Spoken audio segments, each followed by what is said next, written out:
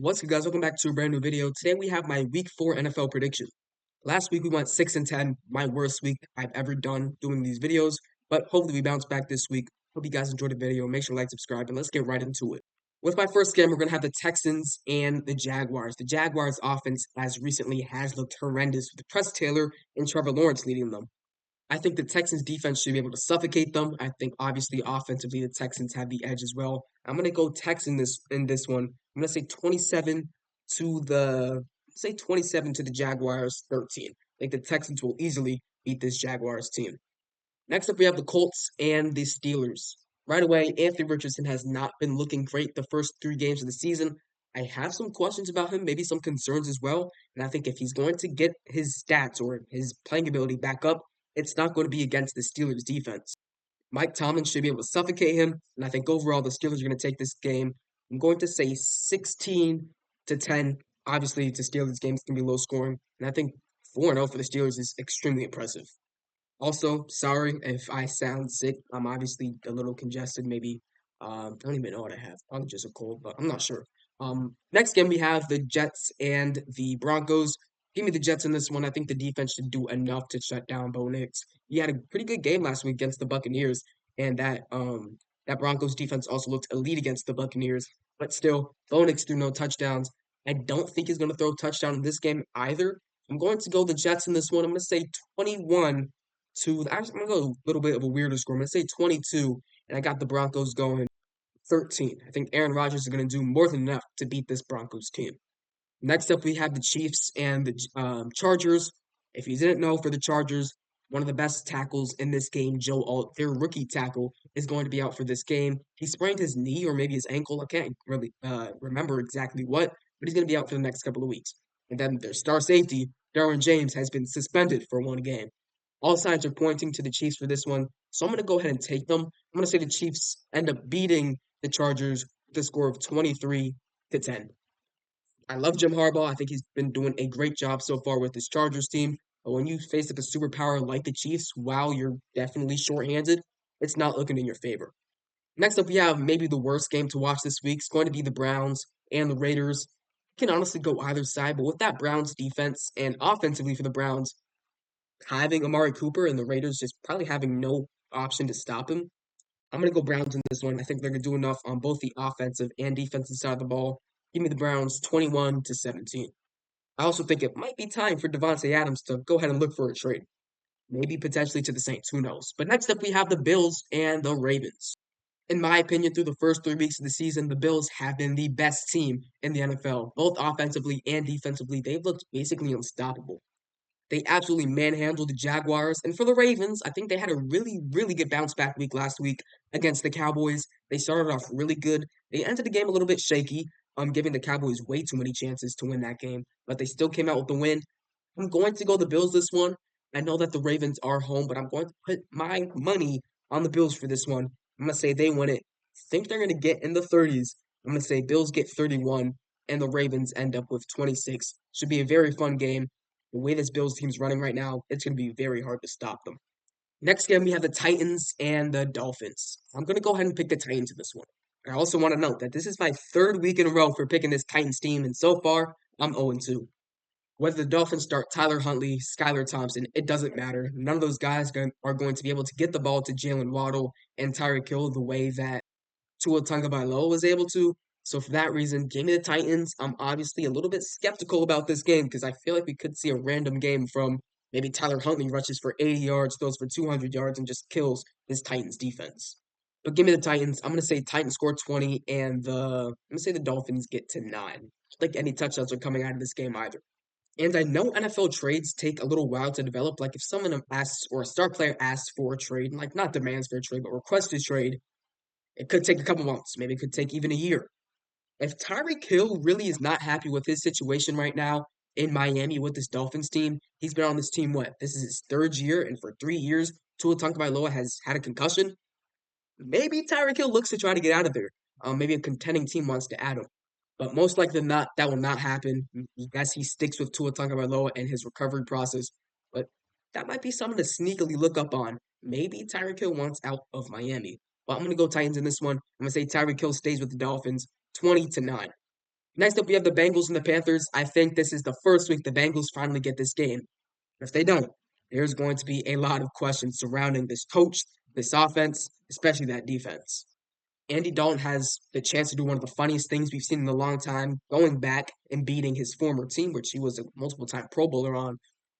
I don't think that'll happen. I think this Bengals offense is just way too high powered, and I think they're going to beat this Panthers 33-20. I don't think it'll have anything to do with Andy Dalton. I think he'll have a really clean game, and I think he'll start next week as well. But that Panthers defense is not going to be able to contain Joe Burrow, Jamar Chase, and T. Higgins. Next up, we're going to have the Patriots and the 49ers. Another game that will be pretty bad on the 49ers if they ended up losing to the Patriots.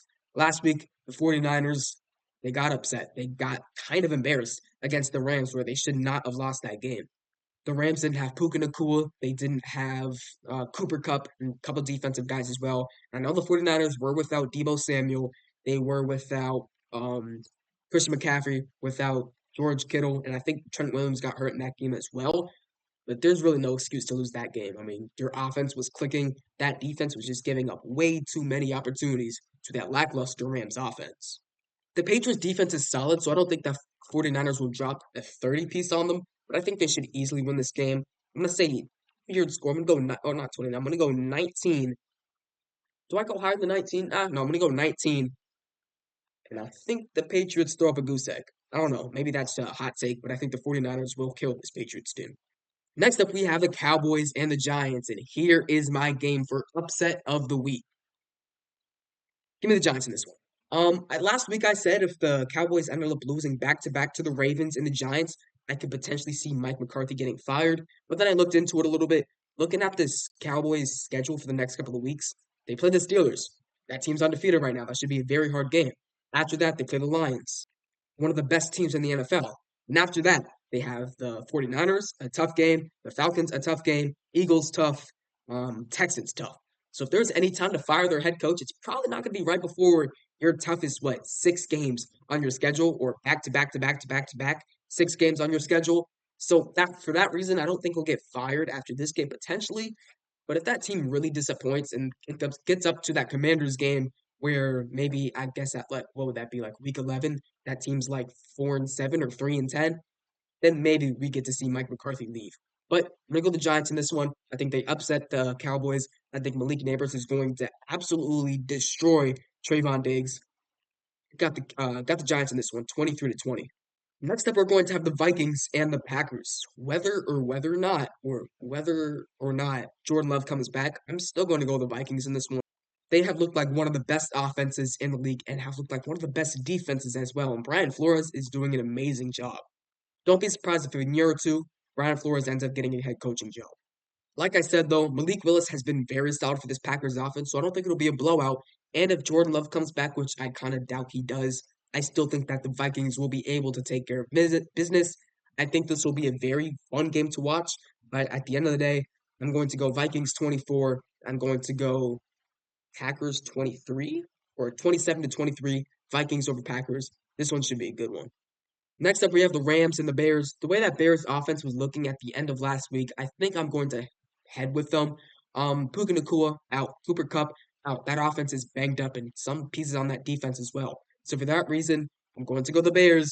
This is obviously a risky pick because they have not looked amazing through the first 3 weeks of the season, but Keenan Allen is potentially coming back. So give me the Bears in this one. I don't know though. I'm gonna go 23 to the Rams. 23-16. Give me the Bears over the Rams. Next up, we're going to have the Eagles and the Buccaneers. I don't know if you want to call this an upset or not, but give me the Buccaneers in this one to repeat what they did against the Eagles just last year. Devontae Smith can potentially be out. That'll be big. A.J. Brown can potentially be out. That'll also be big. I'm actually not sure. Is Devontae Smith confirmed out? He got absolutely rocked against the Saints. So yeah, no signs of A.J. Brown, Devontae Smith, nor Lane Johnson for the start of today's Eagles practice. It's not too good. So give me the Buccaneers in this one. I think they're going to kind of kill this Eagles team, or at least that's what it's going to feel like. Buccaneers win. I'm not going to say 23 because I kind of had that like back to back to back. I'm going to get 22 to the Eagles. Actually, no, I'm going to change this Bears score to 24-6 or 24-16. Then I'm going to change this Buccaneers score to 23 to 15. I think we could see a situation where the Buccaneers are up 23-7. The Eagles score a touchdown, go for two, try an onside kick. They don't get it. So I think this game's going to feel a lot farther than what the score shows. But I think the Buccaneers should absolutely manhandle this Eagles team without their best weapons on the court or on the field, excuse me. Next up, we have the Saints and the Falcons. I know my Saints last week kind of got it. You know, they did not play good against the Eagles. But you know what? I believe in them. I think they'll come back. I think they're going to play better than ever. I think Clint Kubiak will be able to manage that offense against a slightly worse defense. I know arguably our best offensive lineman. I guess you do have Talisi Fuanga. You do have Cesar Ruiz. But arguably our best offensive lineman, Eric McCoy, is going to be out for 6 to 8 weeks. So that could definitely hurt us. But I can't go against the Saints. The Saints dropped 30 on the Falcons. And the Falcons, they got 17. Give me the Saints, though, 30-17 over the Atlanta Falcons. And if you don't believe me, just go back to week 18 last season and see what the Saints put up against the Falcons, because I think we're going to see something pretty similar. Next up, we have one of the more fun games on the schedule this week. It's going to be the Commanders and the Cardinals. Two of the most fun dual threat quarterbacks we have in the league in Jaden Daniels and Kyler Murray. I think one thing that will separate these two teams though is just Marvin Harrison Jr. himself. The Commanders' defensive backs, their secondary is just not good, and I don't think they'll be good enough to contain Marvin Harrison Jr. I have him going for 150 plus yards and kind of obliterating this Commanders defense. I'm going to say Cardinals win 23-17. I think Jaden Daniels will have another very efficient day, but I think he will end up throwing his first pick of his career. Give me the Cardinals in this one. Last but not least, we have the Seahawks and the Detroit Lions. If you are not excited about this game, you need to look back at these last 5 games or 5 or so games that the Seahawks played the Lions, because these teams are in for fireworks every single time. The first 3 weeks of the season, the Seahawks haven't really played any competition. Week 1, they won against the Broncos. They barely won. Or was that week 2? No, I think that was week 1. Week 2, they won against the Patriots. They barely won in overtime. Week 3, they went against a team without a quarterback, the Miami Dolphins, and they won. The Lions, I think, is kind of going to expose that Seahawks defense. They've looked really good through the first 3 weeks. They've also played nobody, like I said before. So I think the Lions are going to put them on. I think we're going to see another fireworks high scoring game. This Lions offense is just going to be too much for me to pick against. I'm going to go Lions 42, Seahawks 34, and this right here is going to be my game of the week. Actually, I guess you do have the Bills and the Ravens as well, so you can argue that. But I think overall, the Seahawks game will be more exciting to watch. So for my end of predictions, just calling out my game of the week, upset of the week, blowout of the week. My blow of the week is going to be for sure this Patriots and 49ers. I don't think the Patriots will score 1 point. They're going to have a goose egg in that game. They're not scoring at all. And then my upset of the week, it's going to be the Cowboys and the Giants. I got the Giants getting the upset and beating the Dallas Cowboys.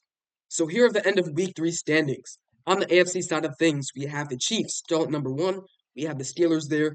We have the Bills there. And at 4, we have the Houston Texans.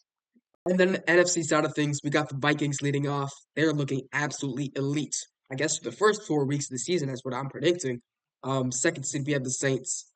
Saints are going to be nice. Third, we have the Seahawks. I think they're going to kind of fall off after this week. And then at 4, we have the Commanders leading the NFC East. Who would have guessed?